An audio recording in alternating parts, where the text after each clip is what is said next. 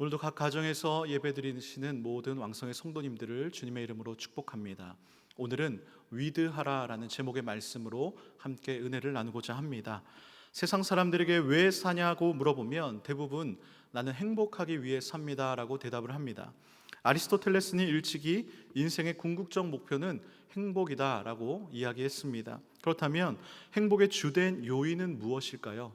행복학의 대가인 에드 디너 미국 일리노이 대학 교수님이 200여 명을 대상으로 설문조사를 해서 쓴 매우 행복한 사람, Very Happy People이라는 이 논문이 있습니다.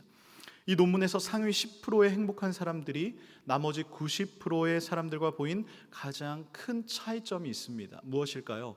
돈일까요? 명예일까요? 학력일까요? 아닙니다. 바로 관계였습니다. 미국 하버드 의과대학의 조지 베일런트 교수님도 하버드 대학 졸업생 268명을 무려 72년 이상 추적하면서 관찰한 연구의 결론도 바로 관계였습니다. 그는 말합니다. 삶에서 가장 중요한 것은 사람들과의 관계이며 행복은 결국 사랑이다. 이 1955년도에 하와이 카우아이 섬에서 태어난 아기 833명을 30년간 추적 조사한 심리학 연구 결론도 이와 같습니다. 당시 카우아이 섬 주민 대다수가 이 지독한 가난에 빠져 있었고 약물 중독, 질병 등에 노출이 되어 있었습니다. 이들의 과반수가 부모님처럼 그 길을 그대로 따라갔습니다. 하지만 3분의 1은 환경에 발목을 잡히지 않고 건강하게 성장하더라라는 것이죠. 이들을 가르는 분기점이 무엇이었을까요? 바로 신뢰와 사랑을 주고받는 관계가 단 한 명이라도 있었느냐 없었느냐의 차이였습니다. 우리나라의 행복연구소에서 1년 동안 14명의 심리학자와 정신과 전문의를 인터뷰했습니다. 이분들에게 각자 개인적으로 15개에서 20개 정도 되는 질문지를 던졌습니다. 총 200여 개의 질문이었습니다. 대답은 하나였습니다. 바로 관계였습니다. 결국 이런 많은 연구들이 말하는 것은 진정한 행복이란 무엇의 문제가 아니라 바로 누구와의 문제다라는 것을 말하고 있습니다. 이런 면에서 세상에서 가장 행복한 식사는 어떤 식사일까요? 값비싸고 품질 좋은 음식을 먹는 것일까요? 아닙니다. 내가 좋아하는 사람, 그 사람과 함께 먹는 음식이 가장 행복한 식사입니다. 가장 행복한 여행도 마찬가지입니다. 어디를 가느냐의 문제가 아닙니다. 누구와 함께 가느냐의 문제인 것이죠. 사랑하는 사람과 내가 함께 있다라는 그 자체가 행복이기 때문에 무엇을 먹어도 어디를 가도 행복한 것입니다. 저만 보더라도 연애 시절에 어떤 고급 레스토랑을 가지 않아도 어떤 멋진 장소를 가지 않아도 그저 손만 잡고 길거리를 걸어가는 그 시간 그 자체가 행복이었습니다. 물론 결혼을 한 지금도 마찬가지입니다. 누구나 다 동일하게 경험한 것 아닙니까? 세계 100대 행복학자로 꼽히는 선국 연세대 심리학과 교수님이 그에 져서 행복의 기원에서 말을 합니다. 인생의 여러 조건들, 이를테면 돈, 종교, 학력, 지능, 성별, 나이 등을 다 고려해도 행복의 개인차 중 약 10%에서 15% 정도밖에 예측하지 못한다. 몇 해 전 한국심리학회에서 체계적으로 조사한 한국인의 행복에 대한 결론도 이와 비슷하다.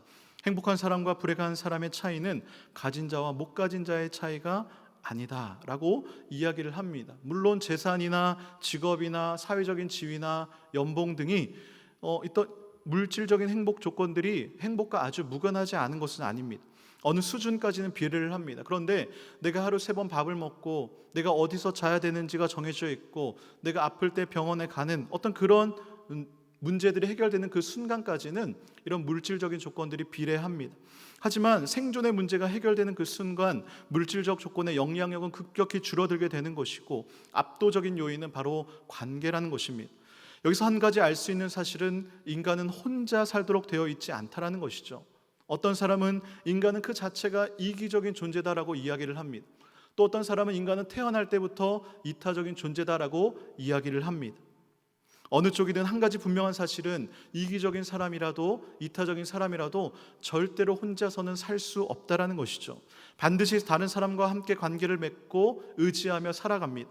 하나님께서 인간을 만드실 때 그렇게 만드셨습니다. 세상도 마찬가지입니다. 독립적으로 존재해 보이지만 자연과 자연이 연결되어 있습니다. 자연과 동물이 연결되어 있습니다. 자연과 인간이 연결되어 있습니다. 경제도 마찬가지입니다. 미국 경제가 기침을 한번 하면 세계 여러 나라에서 감기에 걸리는 현상이 일어난다라는 것이죠. 속담 중에 이런 속담 있지 않습니까? 백지장도 맞들면 낫다. 아무리 쉬운 일이라도 함께 협력해서 도우며 나아갈 때에 훨씬 더 쉽다라는 것이죠. 쉬운 일도 함께하면 더 쉽지만 어려울 때 함께하면 더 큰 힘이 되는 것입니다. 우리가 대구 경북 지역의 어려움에 함께하는 것도 마찬가지입니다. 작은 도움의 손길들이 함께해서 어려움을 극복하는데 큰 도움과 힘이 되는 것이죠. 여러분은 인생 가운데 언제 가장 힘드셨습니까? 사람들이 가장 힘들어할 때가 언제일까요? 여러 경우가 있겠지만 이 세상에서 나 혼자다라는 생각이 들 때이지 않나 싶습니다. 남편과 아내나 자녀나 친구들이 다 있습니다. 있지만 나 혼자라는 생각이 밀려올 때에 부정적인 생각에 사로잡히게 되는 것이죠. 반면에 아무리 힘들어도 그 힘든 것을 함께 할 수 있는 누군가가 있다라면 내가 다시 힘을 얻게 되는 것입니다. 혼자 가면 빨리 갈 수 있습니다. 그러나 멀리 가지를 못합니다. 함께 가면 늦게 도착할 수 있습니다. 하지만 끝까지 갈 수 있는 것입니다. 혼자 가면 외롭지만 함께 가면 외롭지 않은 것이죠. 이것은 우리가 살아가는 세상뿐만이 아니라 우리 신앙생활에서도 마찬가지입니다. 다윗은 시편 23편 4절에서 이렇게 고백을 합니다. 내가 사망의 음침한 골짜기로 다닐지라도 해를 두려워하지 않을 것은 주께서 나와 함께 하심이라. 사망의 음침한 골짜기를 지나다녀 보신 분들 계십니까? 현재의 상황은 빠져나갈 길이 보이지를 않습니다. 절망뿐입니다. 미래가 불투명합니다. 무엇보다 혼자인 것 같습니다. 그런데 그때 주님이 함께 하심으로 말미암아 이러한 두려움들이 싹 다 사라지게 된다라는 것이죠. 이것이 하나님과 함께함의 능력입니다. 사랑하는 성도 여러분, 예수님을 믿는다라는 게 무엇일까요? 여러 가지 정의가 있겠지만 예수를 믿는다라는 것은 하나님과의 관계를 찾는 일입니다. 많은 사람들이 예수를 믿고 복을 받기를 원합니다. 그런데 예수를 믿고 받는 진정한 복이 무엇이냐? 바로 하나님이 나와 함께 하신다라는 것입니다. 흔히 우리는 인생을 광야로 비유를 합니다. 우리의 인생이 그만큼 힘겹고 위태롭고 끝이 보이지 않기 때문입니다. 광야에는요 길이 없습니다. 내가 가는 길이 곧 길이 됩니다. 그래서 한 발짝 한 발짝 앞으로 내딛는 것이 불안이자 두려움입니다. 민수기의 히브리어 이름은요 광야 여정이라는 의미를 가졌습니다. 잘 아시다시피 민수기는요 이스라엘 백성의 40년 광야 생활 중에 39년의 생활을 기록하고 있습니다. 요단 동편 모압 평지에 도착하기까지의 과정의 역사를 기록하고 있습니다. 그러니까 거의 광야 생활의 모든 것이 기록되어 있다라고 볼 수가 있죠. 그렇기 때문에 민수기는요 3천여 전에 광야 생활을 했던 그 이스라엘 백성들의 이야기일 뿐만이 아니라 오늘을 살아가는 바로 우리들의 이야기이기도 한 것입니다. 저는 설교할 본문을 정해놓으면 정한 본문을 끊임없이 반복해서 읽고 묵상하기도 하지만 그 본문이 속한 성경 전체를 최소 한 번 이상 읽는 습관이 있습니다. 오늘처럼 본문을 민수기 21장으로 정했다라면 민수기 1장부터 마지막 36장까지 그냥 한번 쭉 읽어보는 것이죠. 그런데 이번에는 설교를 준비하면서 민수기뿐만이 아니라 출애굽기와 신명기도 함께 읽었습니다. 스토리가 이어지기 때문인 것이죠. 그런데 이렇게 읽으면서 설교를 준비하는 데에 더 큰 은혜가 있었습니다. 바라옵기는 오늘 본문의 말씀뿐만이 아니라 출애굽기와 신명기의 말씀에 나오는 그 이스라엘의 광야의 모습을 통해서 하나님께서 우리에게 던져주는 삶의 메시지가 무엇인지를 함께 깨닫고 은혜 받는 시간이 되기를 간절히 소망합니다. 이스라엘 백성들의 광야 생활 패턴은요 어느 정도 비슷합니다. 이스라엘 백성들이 불평을 하고 원망을 합니다. 하나님이 진노를 하십니다. 모세가 기도를 합니다. 그러면 하나님이 용서하십니다. 이것을 보면 하나님이 왜 모세가 참 이 지면에 있는 모든 사람들 중에 온유하다라고 말씀하셨는지 어느 정도 이해가 됩니다. 성경에 기록된 불평뿐만이 아니라 그들이 광야 40년 동안 얼마나 많은 불평들을 했을까요? 성경에 기록된 것만 이것뿐이지만 아마 하루 걸러 하루 불평했을 것 같습니다. 오늘 본문도 마찬가지입니다. 이스라엘 광야 여정 중에 마지막 불평의 모습이기도 한 이 오늘 본문이 그동안 했던 다른 불평들과는 다른 두 가지의 점이 있습니다. 먼저 5절의 말씀을 다시 한번 읽어보겠습니다. 백성이 하나님과 모세를 향하여 원망하되 어찌하여 우리를 애굽에서 인도해내어 이 광야에서 죽게 하는가? 이곳에는 먹을 것도 없고 물도 없도다. 우리 마음이 이 하찮은 음식을 싫어하노라 하매. 이들이 했던 불만의 특징 중에 첫 번째는 무엇이냐? 하나님을 직접 언급했다라는 것이죠. 하나님을 직접 대놓고 원망했다라는 것입니다. 이전에는요, 그들이 불편하면 모세를 원망했고 아론을 원망했습니다. 물론 그것도 하나님을 원망한 것과 마찬가지입니다. 그런데 직접 하나님을 언급하지는 않았습니다. 그런데 오늘 본문의 5절의 말씀처럼 백성들이 직접 하나님을 언급하고 있다는 것이죠. 두 번째는요, 이스라엘 백성들이 그동안 자신들이 먹었던 만나를 하찮다라고 표현을 한 것입니다. 여기서 사용된 하찮은이라는 단어는요, 히브리어로 켈로켈이라는 단어인데 이것은 성경에서 단 한 번만 사용되었습니다. 학자들은 이 단어가 만나에 대한 가장 강한 비하다라고 이야기를 합니다. 만나가 무엇입니까? 결론적으로 말하면 하나님의 은혜 아닙니까? 먹을 수 없는 환경에서 공짜로 하나님이 매일매일 일용할 양식을 비같이 내려주셔서 그것을 먹고 여태껏 버텨왔는데 그 은혜를 하찮다라고 한순간에 부정해버린 것 아닙니까? 그래서 한 주석가는 이 본문이 하나님을 공개적으로 원망하는 가장 심각한 반역 이야기다라고 말을 합니다. 생각해 보십시오. 출애굽 1세대들, 부모 세대들이 하나님 앞에서 원망과 불평을 다 쏟아내다가 광야에서 죽어갔습니다. 그런데 2세대들도 마찬가지로 원망과 불평으로 불뱀에 물려 죽는 일을 당하는 것입니다.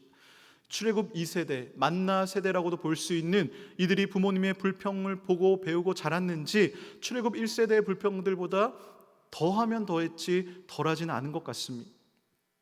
세대를 불문하고 불평과 불만을 쏟아내는 것을 보면서 깨닫는 것은 바로 아담 이후로 모든 인간은 죄인이라는 사실입니다. 세상살이가 점점 힘들어지면 인간은 자연스럽게 불평을 합니다. 저도 예외가 아닙니다. 그리고 불평과 원망은 쉽게 전염이 된다는 것이죠. 그렇다면 이들이 왜 원망했는지 원인을 살펴보겠습니다. 4절의 말씀입니다. 백성이 호르산에서 출발하여 홍해 길을 따라 에돔 땅을 우회하려 하였다가 길로 말미암아 백성의 마음이 상하니라. 약속의 땅을 목전에 두고 있었습니다. 이제 요단강 동쪽으로 해서 가나안에 들어가기만 하면 됩니다. 가는 길에 에돔 땅이 있어서 그곳을 지나가게 해달라고 에돔 왕에게 부탁을 합니다. 그런데 왕이 거절을 합니다. 어쩔 수 없이 모세는 돌아가는 길을 선택을 합니다. 그런데 그 길로 말미암아 백성의 마음이 상한 것입니다. 왜 마음이 상했다고요? 길로 말미암아. 그렇습니다. 그들이 생각했고 마음에 품고 있던 길이 있었습니다. 그런데 현실은 어떻습니까? 갈 수가 없는 거예요. 에돔 왕이 못 가게 막습니다. 형제 민족이기 때문에 싸울 수도 없습니다. 그들은 할 수 있는 것은 그저 돌아가는 것뿐이었습니다. 원망과 짜증과 불평이 나는 것이 이해가 갑니다. 지도를 보면 아시겠지만 그냥 돌아가는 수준이 아닙니다. 그냥 삥 돌아가는 수준이 아닙니다. 그 길은요, 산지이고 메말랐고 매우 거친, 정말 사람이 살 수 없는 그런 땅입니다. 그것도 그냥 돌아가는 것이 아니라 굉장히 먼 거리를 돌아가야 하는 땅인 것이죠. 이런 상황에 처한다면 사실 누가 불평하지 않을 수 있을까요? 여러분의 인생길은 어떠십니까? 길을 돌아가신 적 있지 않으십니까? 멀리 볼 필요도 없이 당장 올해만 봐도 연초에 세워놓았던 계획들을 생각해 보십시오. 1월 세워놓은 계획대로 어느 정도 잘 된 것 같습니다. 2월도 세워놓은 계획대로 어느 정도 잘 사업이 흘러갔습니다. 3월도 그렇게 될 줄 알았습니다. 계획했던 길이 있었습니다. 조금 힘들기는 하지만 이제 그 길만 가면 약속의 땅 가나안 땅이 보였기 때문입니다. 그런데 이게 웬일입니까? 돌아가라는 것입니다. 왜 하나님이 돌아가게 하시는 것입니까? 누구나 한 번쯤 인생길 가운데에 이런 질문 하나님께 해보시지 않았습니까? 하나님, 왜 도대체 이 일을 어렵게 만들어 가시는 것입니까? 그런 질문이 들 때가 있지 않으십니까? 그 길로 말미암아 마음이 상해 본 적이 있지는 않으십니까? 여기서 마음이 상했다라는 것을 영어 성경으로 보니까 impatient라는 단어를 사용합니다. 이 patient라는 단어, 참을성이 있다, 인내심이 많다라는 뜻 아닙니까? 그런데 impatient라면 그 반대인 조급함이란 뜻입니다. 그래서 the people grew impatient, 그 사람들의 마음에 impatient가 점점점 자라났다라는 것이죠. 길로 말미암아 조급함이 커졌습니다. 내가 생각했고 마음 먹었던 길로 가지 못하자 조급함이 커집니다. 초조해지고 짜증이 나고 불평이 나오고 결국 하나님을 원망하게 됩니다. 그러자 지금까지 인도하신 하나님이 보이지 않습니다. 지난날은 상관없습니다. 지금 내 눈앞에 펼쳐진 현실이 중요해집니다. 지금 당장 길을 돌아가야 하기 때문에 마음이 상한 것은 어찌 보면 당연해 보입니다. 그 험한 길로 갔다가 무슨 일을 당할지 누가 압니까? 가보지 않은 길 두려운 것이죠. 그들은 하나님과 모세를 향해 원망합니다. 어찌하여 우리를 애굽에서 인도해내어 이 광야에서 죽게 하는가? 이곳에는 먹을 것도 없고 물도 없도다. 이 하찮은 음식을 싫어하노라. 그들이 지금 죽었습니까? 먹을 것이 없습니까? 물이 없습니까? 노예로 살 때 그렇게 힘들다고 자기들을 구원해달라고 하나님께 부르짖어서 구출해 줬더니 하나님 도대체 어느 장단에 맞춰야 할까요? 그들의 말대로 먹을 것도 없고 물도 없었다면 그들이 지난 40여 년간 광야에서 어떻게 버티고 살아온 것입니까? 매일매일 신선한 양식의 만나, 어제도 먹었던 바로 그 만나를 하찮은 음식이라며 도저히 먹지 못하는 음식이라고 불평하면서 하나님의 그 은혜를 한순간에 부정해버린 백성들을 향해서 하나님은 이들의 원망을 듣자마자 바로 진노하십니다. 6절의 말씀이죠. 여호와께서 불뱀들을 백성 중에 보내어 백성을 물게 하심으로 이스라엘 백성 중에 죽은 자가 많은지라. 불뱀에 물려서 죽은 사람들이 많았다라고 기록을 합니다. 광야 생활의 패턴대로 원망과 불평이 하나님의 진노를 불러왔습니다. 여기서 한글 성경을 보면 하나님이 백성들에게 불뱀을 보냈다라고 이해할지 모르겠습니다. 그런데 원어의 의미를 보면요, 풀어주다, 해방하다라는 의미를 가지고 있습니다. 즉 광야에 없던 불뱀들이 갑자기 나타나서 백성들을 물어 죽인 것이 아닙니다. 원래 광야에는 뱀과 정갈들이 우글거리는 곳입니다. 그동안 하나님이 그 불뱀들을 물지 못하게 입을 막으신 것이죠. 그런데 그런 불뱀들을 풀어 놓았기 때문에 제어 장치를 제거해 버리니까 이제 이들이 마음대로 백성들을 물어버린 것입니다. 사랑하는 성도 여러분, 광야와 같은 우리 인생길에서 하나님은 우리와 함께 하심으로 말미암아 뱀과 전갈의 위협으로부터 우리를 보호하고 계십니다. 뱀과 전갈뿐입니까? 하이에나, 늑대, 독수리 등 야생 짐승들이 넘칩니다. 우리는 하루하루 전쟁터와 같은 인생을 살아갑니다. 그런데 죽지 않고 지금까지 살아온 것이 무엇 때문입니까? 하나님의 은혜 때문인 줄로 믿습니다. 한 치 앞도 알 수 없는 인생길을 지금까지 인도하신 분이 하나님이신 줄로 믿습니다. 비록 내가 가려고 했던 그 길이 아니라 할지라도 그래도 지금까지 걸어온 발자취를 되돌아보면 하나님의 은혜가 아닌 것이 단 하나도 없다라는 것이죠. 다시 본문으로 돌아가서 사람들이 눈앞에서 불뱀에 물려 죽어나가자 백성들의 마음이 급해집니다. 방금 전에 원망이 다 사라져버리고 자신들이 범죄했으니 모세에게 하나님께 좀 기도해달라고 이야기를 합니다. 그나마 다행입니다. 자신들의 죄를 인정하고 회개하니 다행이죠. 그런데 또 한편으로는요, 간사해 보이기도 합니다. 하나님의 은혜를 부정할 때는 언제고 다시 하나님의 은혜를 구하니 뻔뻔해 보이기도 합니다. 하지만 지금까지 그래왔듯이 이 온유한 모세는 백성들을 위해 하나님께 기도합니다. 그리고 하나님이 기도에 응답하십니다. 8절의 말씀입니다. 여호와께서 모세에게 이르시되 불뱀을 만들어 장대 위에 매달아라. 물린 자마다 그것을 보면 살리라. 하나님이 말씀하십니다. 불뱀의 모형을 장대에 매달아 세워라. 불뱀에 물린 자들이 그것을 보게 하라라는 것이죠. 여기서 백성들의 요구와 하나님의 응답의 방식이 좀 다른 것을 볼 수가 있습니다. 백성들은 어떻게 요구했냐면 불뱀들을 자신들에게서 떠나가게 해달라고 했습니다. 그러니까 지금 우글거리는 불뱀들이 눈에 보이는데 다 사라지게 해달라는 것이죠. 그런데 하나님 뭐라고 말씀하십니까? 불뱀의 모형을 만들어서 장대에 달고 그것을 보라라는 것입니다. 항상 우리의 예상을 벗어나는 하나님이십니다.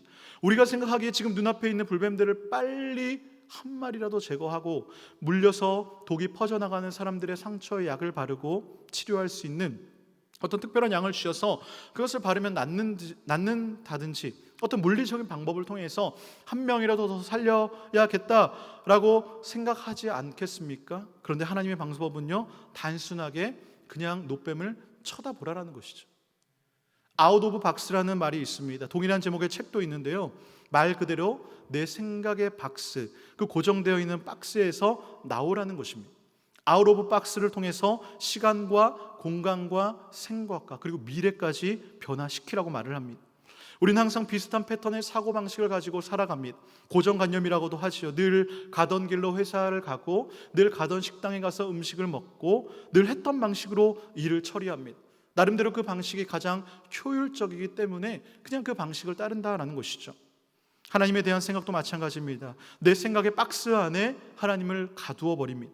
하나님, 지금은 불뱀들을 우리들에게서 떠나게 하는 것이 가장 좋은 방법인 것 같습니다 라고 생각을 하는 것이죠. 그런데 하나님은요, 박스 안에 계신 하나님이 아닙니다. Out of box, 박스 밖에 하나님, 창조의 하나님이십니다. 그 하나님이 뭐라고 하십니까? 놋뱀을 보라라는 것입니다. 보면 산다라는 것이죠. 뱀에 물려 독이 온몸에 퍼져나가는 그 고통스러운 상황 속에서 모세가 외칩니다. 여러분, 놋뱀을 보십시오. 놋뱀을 보면 살 수 있습니다. 이 소식들이 각 지파들에게 긴급히 퍼져나갑니다. 그 말을 듣고 뱀에 물린 사람들이 놋뱀을 쳐다봅니다. 그러자 어떤 일이 일어납니까? 바로 9절의 말씀이죠. 모세가 놋뱀을 만들어 장대 위에 다니 뱀에게 물린 자가 놋뱀을 쳐다본 즉 모두 살더라. 뱀에게 물린 자가 놋뱀을 쳐다본 즉 모두 살더라. 영어 성경을 보니까 anyone이란 단어를 사용하고 있습니다. 즉 누구든지 놋뱀을 보기만 하면 살더라라는 것입니다. 그렇다면 뱀에 물린 모든 사람들, 그 당시에 있던 모든 사람들이 다 놋뱀을 바라보았을까요? 저는 아니라고 생각을 합니다. 사실 쳐다보는 것 너무나 쉬운 일입니다. 그냥 고개만 돌리면 됩니다. 누구나 할 수 있는 일입니다. 하나님의 은혜인 것이죠. 그럼에도 불구하고 뱀을 쳐다보면 산다고? 말도 안 되는 일이라며 자신의 경험과 생각의 박스 안에 갇힌 사람들은요, 보지 않습니다. 여기에는요, 하나님의 의도가 있었습니다. 놋뱀 그 자체에 어떤 치유의 능력이 있었던 것이 아닙니다. 물린 자마다 그것을 보면 살리라라는 그 말씀에 순종하는 믿음을 보셨던 것이죠. 이것은 넓은 의미에서 우리의 구원의 문제와도 연결이 됩니다. 예수님이 니고데모와의 대화에서 영생에 대해 말씀하시면서 오늘 본문의 말씀을 인용하십니다. 요한복음 3장 14절 15절의 말씀입니다.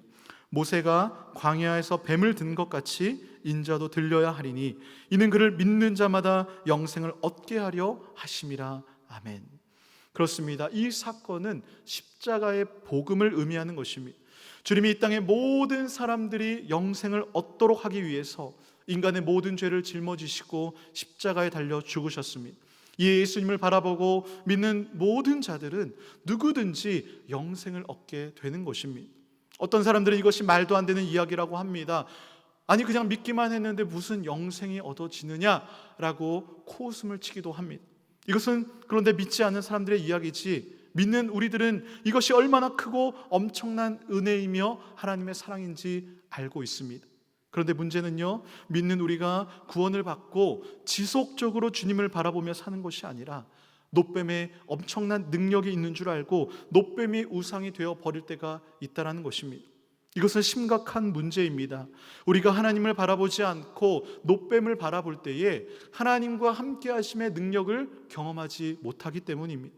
이것은 예수님을 믿는 성도들에게 너무나 불행한 일이지요. 입술로는 내가 주님과 동행합니다, 하나님과 내가 함께 하겠습니다 라고 고백을 하지만 실상 혼자 힘으로 살아가는 것과 마찬가지입니다. 사랑하는 성도 여러분, 하나님의 그 함께 하심의 능력을 경험하고 계십니까? 하나님을 바라보고 살아가고 계십니까? 여러분들의 삶 가운데에 불안과 염려와 걱정이 가득하다면 하나님을 바라보고 사는 것이 아닙니다. 문제가 커 보이고 환경이 크게 보인다면 하나님께 집중하고 있는 것이 아닙니다. 절망과 좌절 가운데 있다면 하나님을 바라보고 있지 않다라는 것이죠. 그런데 사실 온전히 주님만 바라보며 사는 사람이 누가 있을까요? 우리는 너무나 연약한 인간인지라 누구나 하나님을 향한 시선을 놓칠 때가 있습니다. 놓칠 수 있습니다. 이스라엘 백성들의 광야 생활이 그렇지 않습니까? 이 광야 생활의 핵심은요, 하나님이 함께 하심입니다. 그런데 이스라엘은 틈만 나면 그 사실을 잊어버리는 것입니다. 오늘 본문만 보아도 3절에서 그 큰 호르마에서의 승리를 거두었음에도 불구하고 4절에서 그들이 가고자 했던 길이 틀어짐에 따라 마음이 상하게 되고 하나님을 원망하게 되는 것 아닙니까? 우리는 너무나 쉽게 매일의 삶 가운데에 함께 하시는 하나님을 잊어버리며 살아가고 있습니다. 이스라엘 백성들도 마찬가지였습니다. 그런데 사실 광야 생활 기간 내내 그림자처럼 하나님은 함께 하셨습니다. 그렇다면 하나님이 왜 이스라엘을 광야로 몰아 넣으신 것입니까? 바로 하나님께서 함께 하심을 분명히 깨달으라는 것입니다. 우리는 이것을 신명기를 통해 알 수 있는데요, 신명기가 무엇입니까? 모세가 광야 생활했던 생활을 이제 마무리하고 약속의 땅을 바라보면서 고별 설교를 한 내용 아닙니까? 그가 신명기 2장 7절에서 이렇게 고백을 합니다.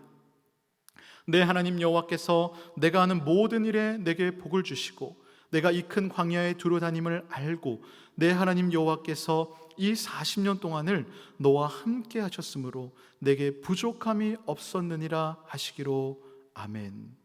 사랑하는 성도 여러분, 이 말씀이 여러분들에게 믿음으로 받아들여 주시고 동의가 되십니까? 실제로 부족함이 없었습니까? 아무리 그래도 거주할 집이 있는 것과 떠돌이 광야 생활과 비교하면 하나라도 부족한 것이 있었겠죠. 여행을 가보면 느끼는 것이 결정적으로 내가 필요한 물품들이 없을 때 느끼는 아쉬움 아닙니까? 그리고 집 나가면 고생이라는 말이 있는 것처럼 아무리 불편하지 않다라고 말을 해도 불편한 것이 사실입니다. 그런데 부족함이 없다라니요. 지금 여러분들께서 나는 부족함이 없다라고 느끼시는 분들이 계십니까? 특별히 요즘 같은 어두운 동굴을 통과하는 것 같은 시대에 살아가는 우리는 너무나 부족한 것이 많습니다. 역대 최대의 불황이라는 기사가 쏟아져 나옵니다. 전염병은 모든 일상의 패턴을 바꿔버렸습니다. 어느 기사에서는 21세기 새로운 패러다임을 알리는 신호탄이다라고 이야기를 합니다. 이 일이 지난 후에 완전히 새로운 변화의 물결이 불 것이다라고 합니다. 그럴 때 우리는 아마 더 부족함을 느낄 것입니다. 우리에게는요 늘 부족함이 있습니다. 그러나 하나님은 부족함이 없으신 분이십니다. 그렇기 때문에 부족함이 없으신 하나님과 함께 있는 사람이라면 부족함이 없는 것 아닐까요? 서두의 시편 23편 4절 다윗의 고백을 들려드렸는데요, 시편 23편 1절이 어떻게 시작하는지 아십니까? 여호와는 나의 목자시니 내게 부족함이 없으리로다.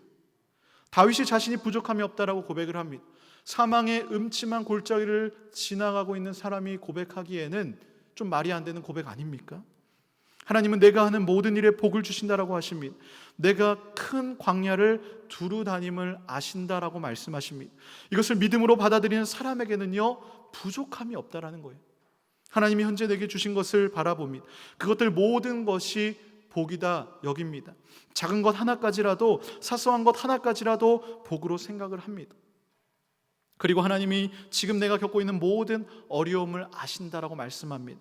그리고 그 모든 것을 아시는 하나님이 나와 함께 하십니다. 결론이 무엇입니까? 광야로 내보낸 이유는 오직 하나님만 의지하고 하나님만 바라보게 하기 위함입니다.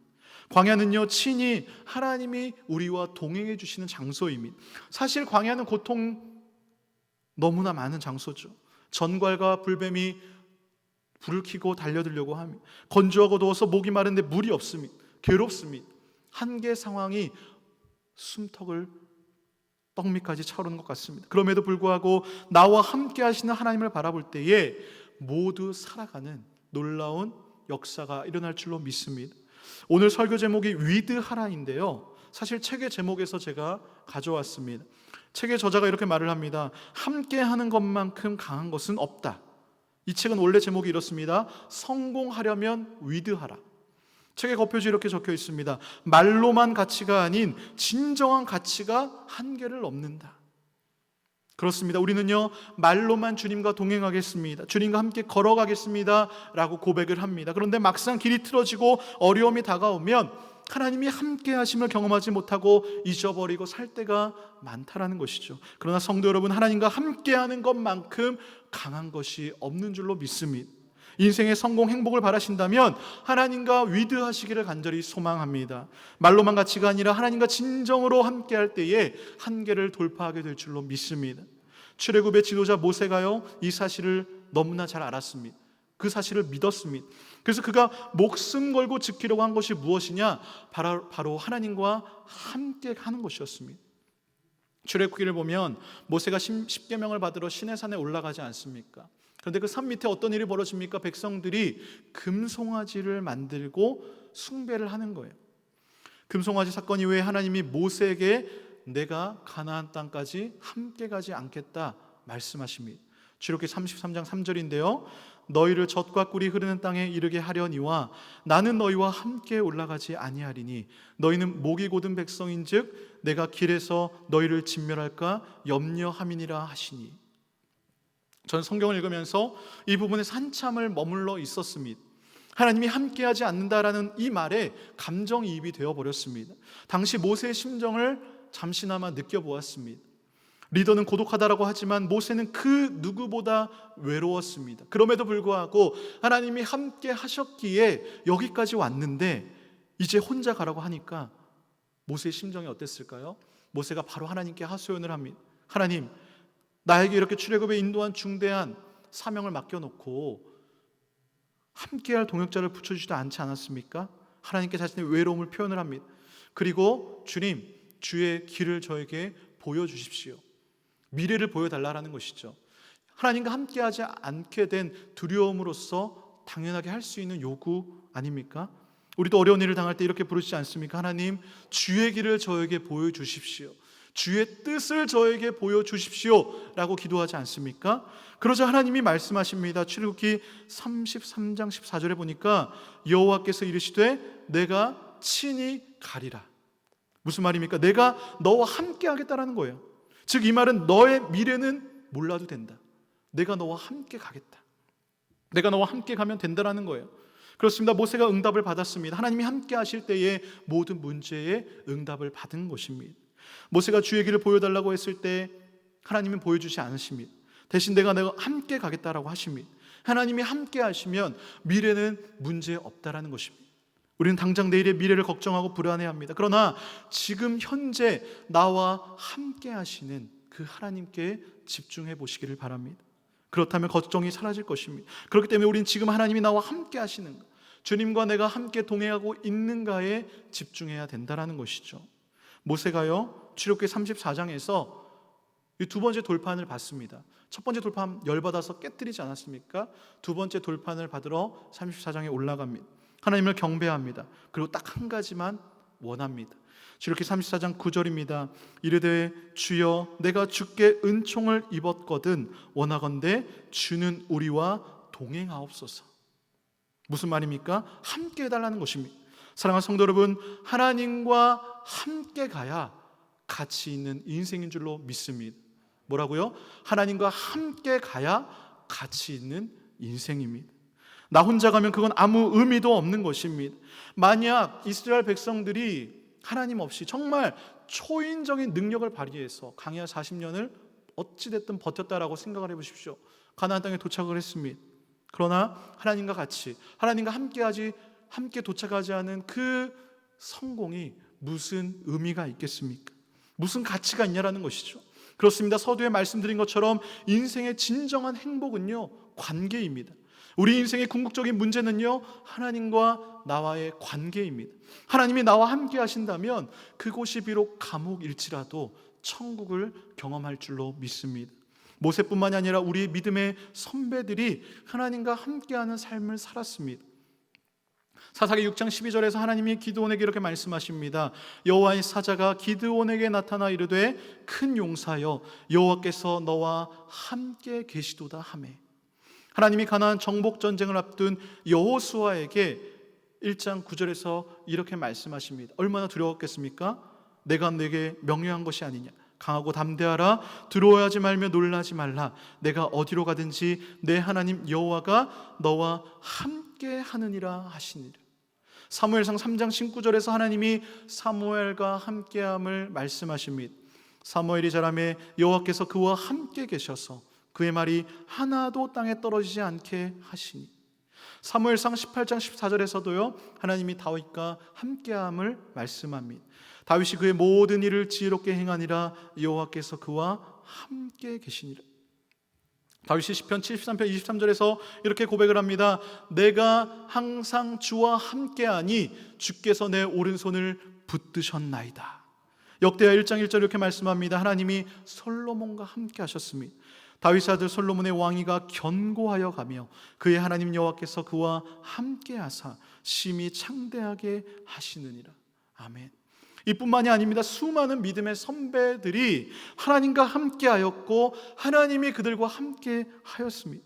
사랑하는 성도 여러분, 하나님이 함께하는 인생을 살아가고 계십니까? 하나님이 함께가 아니라 스마트폰이 함께하는 인생을 살아가고 있지 않으십니까? 늘 예수님이 바라보는 것이 아니라 이 스마트폰을 바라보는 삶을 살지는 않으십니까? 이 스마트폰이 우리의 삶을 완전히 변화시켰습니다. 시간과 장소에 구애받지 않고 이제 어디서나 무선 인터넷을 사용할 수 있습니다. 각종 정보의 검색, 세계 어디에 있든지 SNS를 통하여 소통할 수 있습니다. 모바일 쇼핑 거래가 엄청난 증가세를 보여서 이제 오프라인 쇼핑의 매출을 뛰어넘었습니다. 그래서 최재분 교수님이란 분이 오늘날 세대를 이끌어서 포노 사피엔스다라고 정의를 내립니다. 스마트폰이 낳은 신인류라는 것이죠.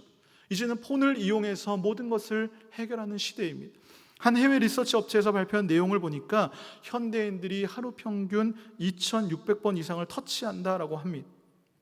청소년들은 하루에 10명 중에 6명 이상이 4시간 이상 사용한다라고 합니다. 성인도 별 차이가 없습니다.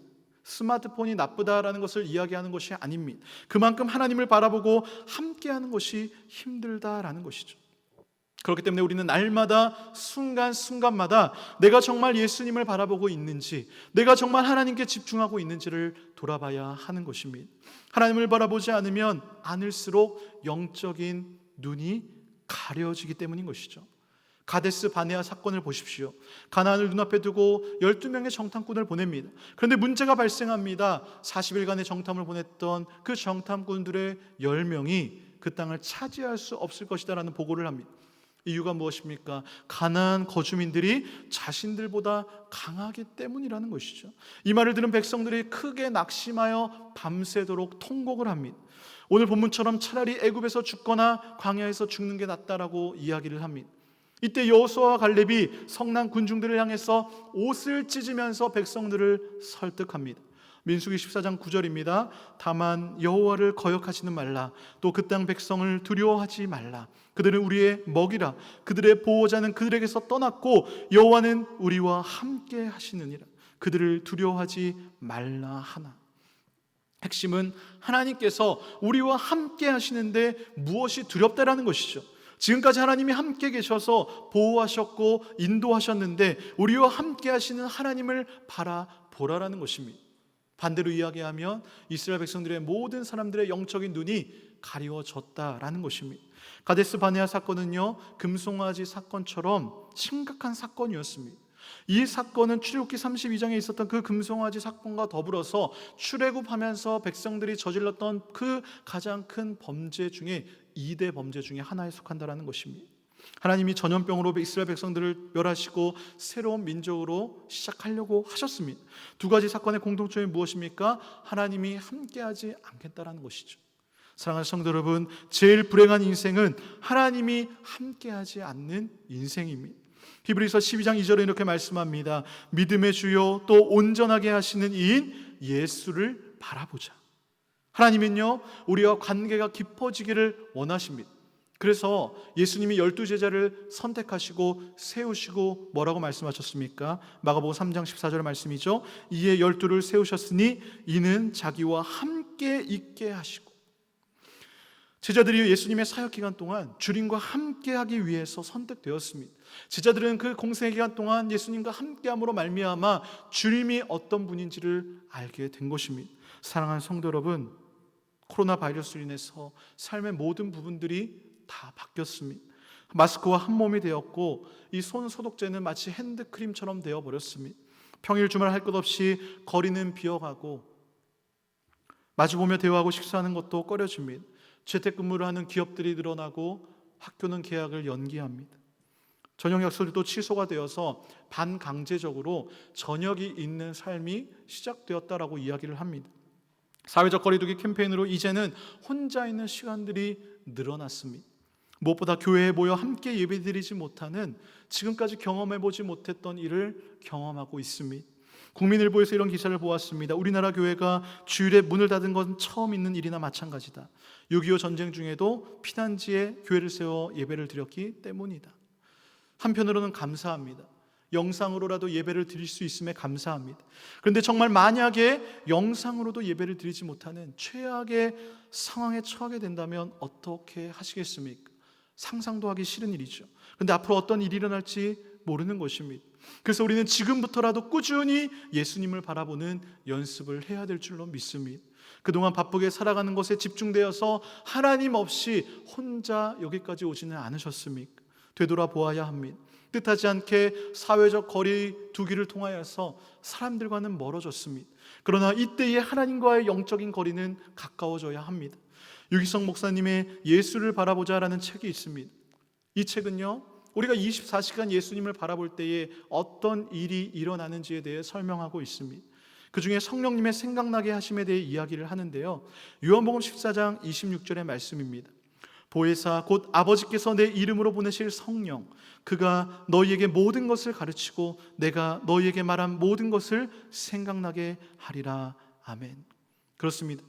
주님을 계속 바라보면, 주님과 함께 동행하면 성령님께서 이 말씀을 생각나게 하십니다. 생각나게 한다라는 것은 기억나게 한다라는 거예요. 즉 어떤 말씀이 구체적인 진리로 깨달아진다라는 것입니다. 그 진리로 깨달아진 말씀이 어두운 세상에서 빛으로 나를 인도할 것입니다. 사랑하는 성도 여러분, 세상 사람들이 다 나를 버린다라고 해도 나는 결코 혼자가 아닙니다. 주님이 나와 함께 하십니다. 예수님의 다른 이름이 무엇입니까? 임마누엘 아닙니까? 임마누엘의 뜻이 무엇입니까? 하나님이 우리와 함께 하신다. 즉 하나님은 주님을 이 땅 가운데 보내셔서 우리를 구원하려는 목적도 있었지만 주님을 통해서 하나님이 우리와 함께 하신다라는 그 사실을 보여주기를 원하신 것입니다.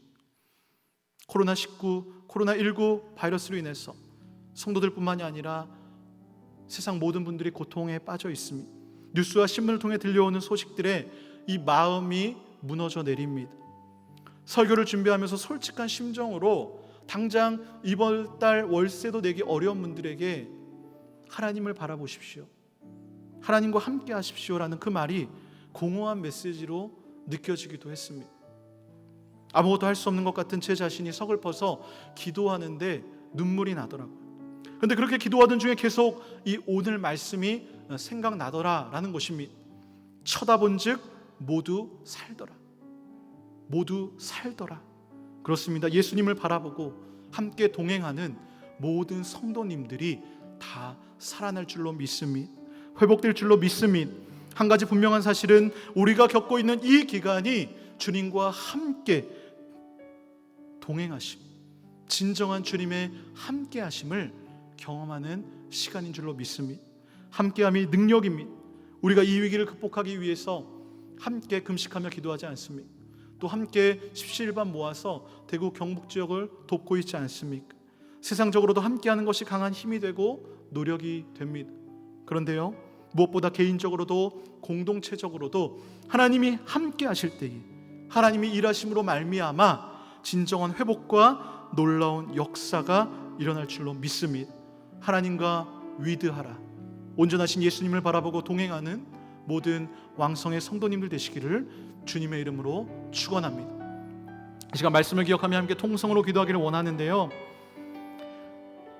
하나님이 이 시간 우리에게 말씀하십니다. 두려워하지 말라. 내가 너와 함께함이라. 놀라지 말라. 나는 내 하나님이 됨이라. 내가 너를 굳세게 하리라. 참으로 너를 도와주리라. 참으로 나의 의로운 오른손으로 너를 붙들리라. 그렇습니다. 우리는 한 치 앞도 알 수 없는 광야와 같은 인생길을 걸어가고 있습니다. 힘들고 두렵습니다. 그러나 하나님이 나와 함께 하심을 믿습니다. 하나님이 이 나라와 함께 하심을 믿습니다. 하나님, 이 나라를 긍휼히 여기시고 나의 삶의 형편을 도와달라고 이 시간 하나님과 함께함의 능력을 경험케 해달라고 이 시간 주의 이름 3번 부르며 통성으로 기도합니다. 주여, 주여, 주여. 사랑하는 하나님 감사합니다. 주님, 그렇습니다. 주님이 나와 함께 하심을 믿습니다. 주님, 너무나 힘들고 고통스러운 이 기간 하나님을 함께 하시며 경험하기를 원합니다. 주님이 나와 함께 하시며 나아갈 때에 놀라운 승리의 역사가 일어날 줄로 믿습니다. 주님만을 바라보며 나아갑니다. 온전하게 하시는 그 예수 그리스도를 바라보기를 원합니다. 주님, 쳐다본즉 모두가 살더라라는 주님의 말씀, 그 하나님의 놀라운 말씀이 나의 삶 가운데 미쳐질 줄로 믿습니다. 이 말씀이 나의 성령의 임재하심으로 말미암아 생각나고 기억하게 될 줄로 믿습니다. 주님, 우리가 24시간 주님을 바라보기를, 주님과 더욱더 가까워지기를 원합니다. 주님, 이 시간 주님이 살아계심을 체험하기를 원합니다. 아버지, 생생하게 살아계신 주님과 동행하기를 원합니다. 주님, 내 마음 가운데 두려움이 사라지게 하시고 내 마음 가운데 주님만을 바라볼 수 있는 담대한 믿음을 허락하여 주시옵소서. 주님, 믿음의 선배들이 함께했던 그 하나님, 나도 하나님과 함께 걸어가기를 원합니다. 주님, 내 심령 가운데 은혜를 내려 주시옵고 주여 역사하여 주시옵소서. 하나님, 그렇습니다. 내가 사망의 음침한 골짜기를 다닌다 할지라도 하나님이 나와 함께 하시기에 두렵지 않습니다. 주여, 모두가 힘든 이때에 오직 주님만을 바라보게 하여 주시옵소서. 나의 시선이 하나님을 향하기를 원합니다. 하나님을 바라볼 때에 바라보는 모든 자들이 모두 살아나는 놀라운 역사가 일어나게 하여 주시옵소서. 이 나라와 이 민족을 새롭게 하시고 상한 마음과 심령들이 있다면 회복시키시고 어디서 무엇을 하든지 하나님만을 예배하는 진정한 예배자가 되게 하여 주시옵소서. 하나님과 함께함이 능력이요 진정한 복인 줄로 믿습니다. 성령 하나님께서 친히 나의 삶을 끌고 가 주시옵소서. 주님만을 찬양합니다. 주님만을 경배합니다. 이 모든 말씀 부활의 능력으로 우리를 구원하시고 새롭게 하실 예수님의 이름으로 기도드립니다. 아멘. 담임 목사님 나오시겠습니다.